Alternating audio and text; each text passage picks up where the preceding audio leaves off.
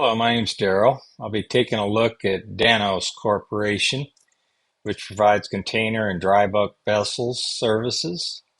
Under its current leadership, beginning in 1987, the fleet has grown from 3 bulk carriers to a fleet of 68 container ships, aggregating over 421,000 20-foot equivalent units in capacity as of April the 3rd, 2024.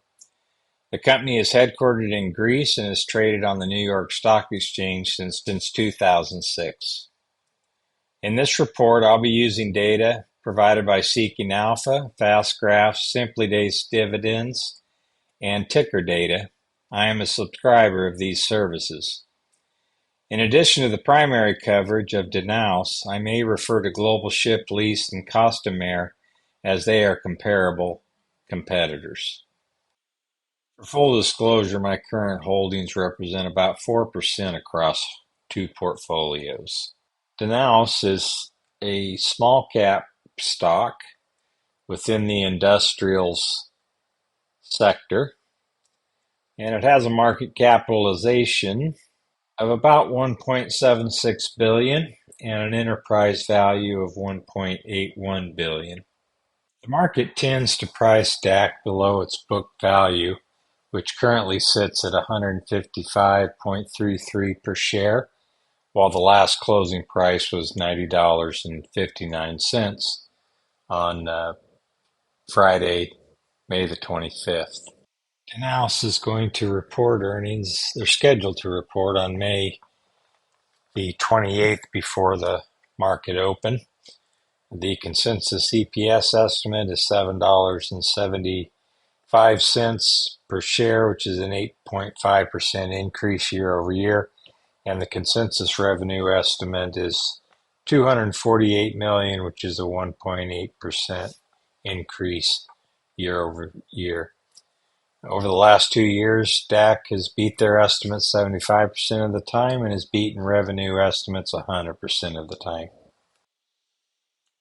Global Ship Lease, trading under the ticker GSL, they reported earnings on May the 16th of this year, and they beat on both the top and bottom lines. And the initial response was a 5.99% increase, and then 1 week later, it's sitting at a 13% increase.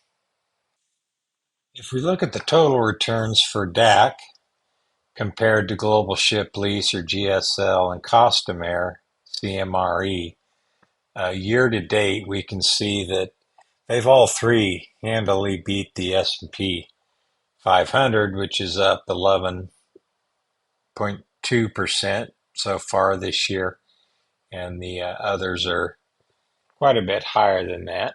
If we look over 1 year, we can see a similar performance. All three handily beat the S&P 500. If we look over 3 years, we see a similar pattern.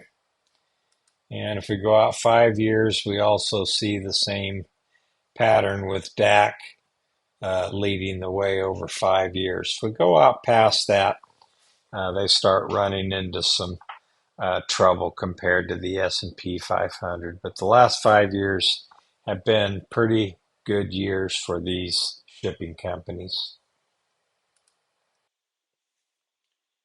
Using the pre-built spreadsheet from tickerdata.com, we can see that DAC generated $15 of free cash flow per share last year, yielding 20.81%. They had a negative EPS in 2016. That was basically due to a bankruptcy of one of its largest lessees, Hanjin. And then that carried through 2017 and 2018, where there was also the headwinds resulting from trade disputes. But following the 2020 pandemic-induced recession, 2021 saw profit improvements characterized by unprecedented supply chain disruptions. 2022, they reported $27.30 of EPS.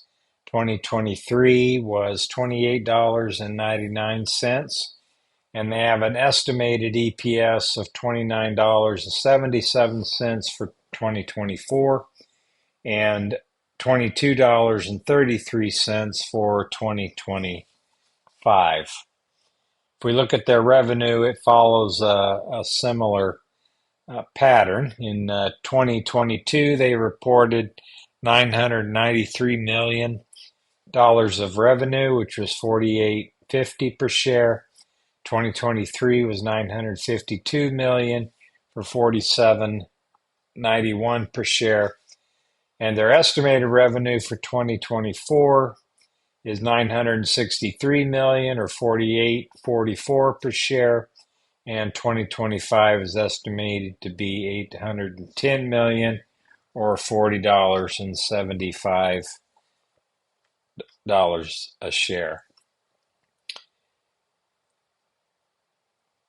In 2023, Danaos repurchased 1.6 million shares at an average price of around 66, so that was a good buy considering it's trading at $90 a share now. In November of 2023, they also approved an additional 100 million for share repurchases. And then the insiders, basically the company executives, own approximately 48% of these outstanding shares. So the insiders are heavily invested in their own company.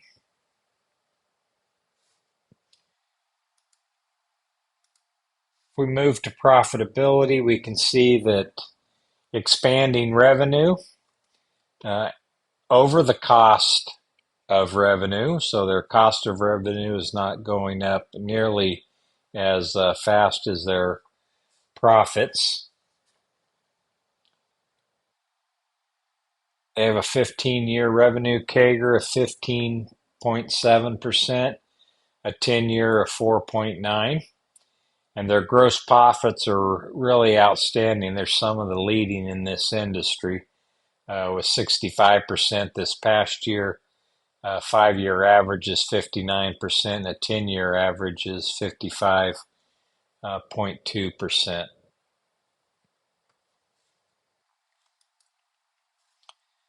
On their balance sheet, their total current assets, which is those assets that are available to them within 1 year, is $501 million, and their liabilities are sitting at $168 million. So their current ratio is 2.98%, meaning they could cover their total liabilities with their total current assets nearly 3 times in 1 year.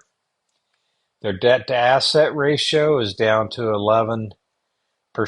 You can see back in some of the earlier years it was sitting as high as 70 and 80%, but over the past few years, the organization has been very diligent in paying down their debt and restructuring their debt at more favorable terms.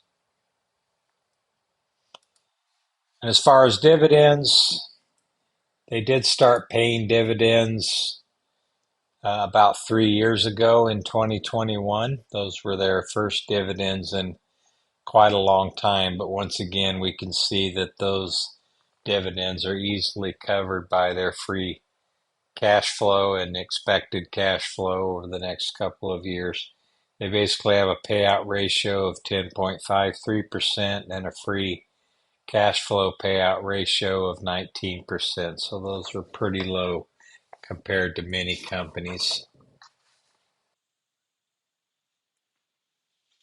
Using the valuation spreadsheet from tickerdata.com and also a lot of coverage in Dividendology, if you want to look at that particular provider on YouTube. He's got a lot of videos covering his valuation worksheet.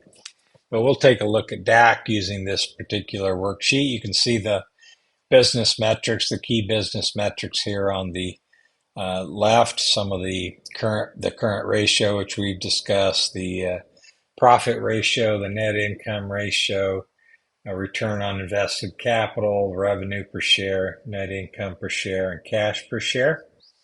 They're currently trading at about $90. Last year, they've had a market return of 48.24% and 2-year return of 11.51%. They do have a relatively high beta, so you can expect some volatility in the pricing compared to the market. In 2023, they had a book value per share of $151. It's currently sitting at $155. Their tangible book value is the same as their book value. They have about 20 million shares outstanding with plans to buy back about 100 million over the next year. Their estimated EPS average over the next couple of years is around $28. We look at the valuations using the Graham's valuation formula, using about a 5-year growth rate and corporate AAA bonds yielding about 5% with a margin of safety of 50%. We can see that the acceptable buy price is actually $153, even at a 5% discount. The intrinsic value using this formula is $306. If we look at the discounted cash flow model, we can see their free cash flow over the last 10 years. It's got about a 93% average growth rate. To be very conservative, I'm using a 5% growth rate moving forward. We discount those over the next 10 years. And we end up with a discounted cash flow model valuation of $320, basically 253% under this valuation. Then if we look at the multiples valuation, we can see Global Ship Lease. We can see their stock price, earnings per share, and their PE multiple. We can also see Costamare, which are two similar competitors to DAC. If we take their average and their median PE, and we use those to calculate the stock price for DAC, we come up with $123 per share, currently trading at 90. Then if we use a dividend discount model, we can see that they've paid out dividends since 2021. They've been growing at a 35% rate. If we use a 7% rate moving forward with a discount rate of 9%, we come up with about $171 estimate for this price, for this stock. If we average those, we come up with a intrinsic value of around $230. Current price is $90. Give yourself a 50% margin of safety, and you could buy up to about 115 and feel pretty comfortable with this purchase. So Global Ship Services has already reported earnings. DAC reports earnings on Tuesday, May the 28th, before the market open.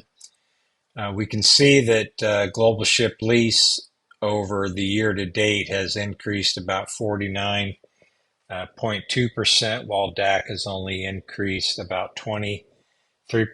Both of these companies have similar enterprise values, but DAC has a lower debt and about 50% higher contracted revenues over the next few years. GSL does not have any new ships on order, while DAC has 12 ships on order, primarily in the bulk shipping space. Based on this information, I'm anticipating some price increase on Danaos following their announcement. There is some speculation about DAC maybe being taken over in a take private deal. And this wouldn't be necessarily uncommon recently in this industry because it has experienced some consolidation in taking private, and the market continues to undervalue these companies within this industry. Many of these companies trade under book value, while the replacement costs are much higher now. So this month, Overseas Shipping Group agreed to be acquired at a premium. Star Bulk and Eagle Bulk are in a merger agreement that's supposed to close at the end of 2024, or they announced it at the end of 2023, not 2024, and it's expected to close at the end of 2024 or the middle of 2025. DAC actually owns a large portion of Eagle Bulk Shipping, about 16%. So when that's merged, DAC's going to be a beneficiary of that transaction. Brookfield Infrastructure Partners bought out Trident International at a 35% premium, and Stone Peak bought Textainer Group for a 46% premium.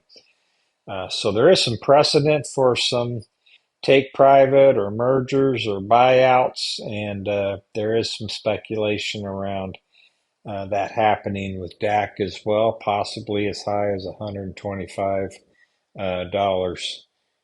per share. I appreciate you taking the time to watch this video.